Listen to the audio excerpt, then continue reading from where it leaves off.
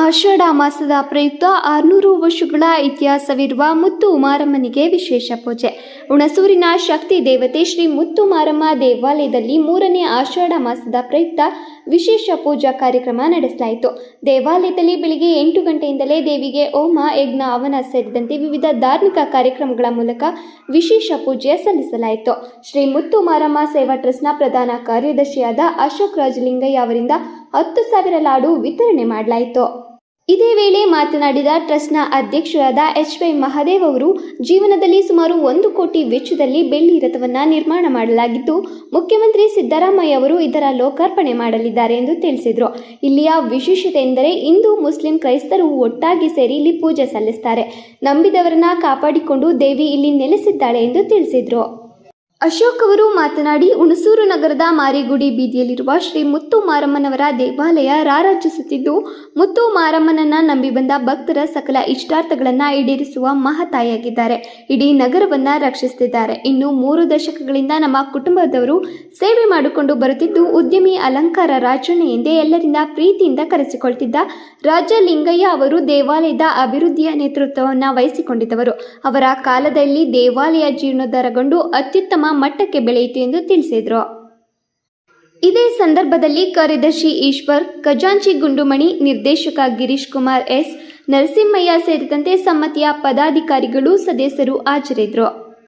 ಇನ್ನು ಮುತ್ತು ಮಾರಮ್ಮ ದೇವಿಯ ಪವಾಡಗಳ ಬಗ್ಗೆ ತಿಳಿಯೋದಾದರೆ, ಹುಣಸೂರು ನಗರದ ಮಾರಿಗುಡಿ ಬೀದಿಯಲ್ಲಿರುವ ಶ್ರೀ ಮುತ್ತು ಮಾರಮ್ಮನವರ ದೇವಾಲಯಕ್ಕೆ ಬಂದ ಭಕ್ತರ ಕಷ್ಟಗಳನ್ನು ಈಡೇರಿಸುವ ಶಕ್ತಿ ದೇವತೆಯಾಗಿದ್ದಾರೆ. ಮುತ್ತು ಮಾರಮ್ಮ ದುಷ್ಟ ಶಿಕ್ಷಕಿಯಾಗಿ ಸಿಸ್ಟರ ರಕ್ಷಣೆಗೆ ಪಣತೊಟ್ಟು ನಿಂತಿದ್ದಾರೆ.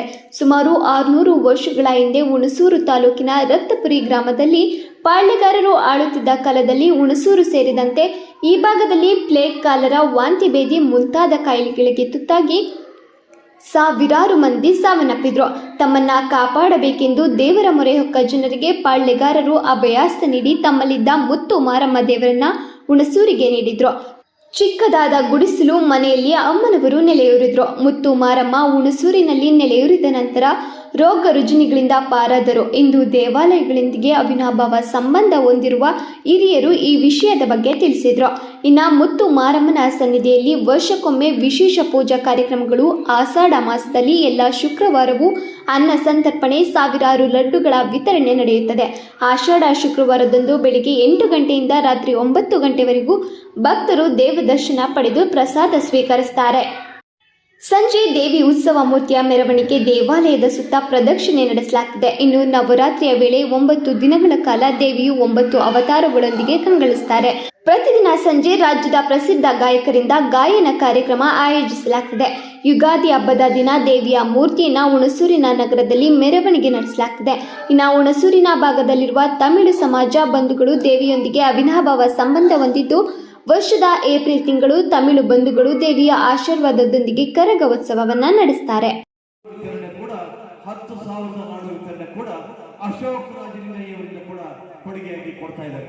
ಅಶೋಕ್ ರಾಜಲಿಂಗಯ್ಯ, ಹೀಗಾಗಿ ಇದನ್ನು ಕೂಡ ಇದು ಭಕ್ತಾದಿಗಳ ಗಮನಕ್ಕೆ ಅಂತ ಹೇಳ್ತಾ, ಶ್ರಾವಣ ಮಾಸದಲ್ಲಿ ಇದು ಮಾನ್ಯ ಕರ್ನಾಟಕ ರಾಜ್ಯದ ಮುಖ್ಯಮಂತ್ರಿಗಳಾದ ಶ್ರೀ ಸಿದ್ದರಾಮಯ್ಯ ಇವರಿಂದ ಏನು ಬಿಡುಗಡೆ ಆಗ್ತಾ ಇದೆ, ಯಾವುದು ಬೆಳ್ಳಿ ರಥ, ಇದು ಕೂಡ ಮಹದೇವರ ಗಮನಕ್ಕೂ ಕೂಡ ಬೆಳ್ಳಿ ರಥ ಮಾನ್ಯ ರಾಜ್ಯದ ಮುಖ್ಯಮಂತ್ರಿಗಳಾದಂತಹ ಶ್ರೀ ಸಿದ್ದರಾಮಯ್ಯ ಇವರಿಂದ ಬಿಡುಗಡೆ ಆಗ್ತಾ ಇದೆ.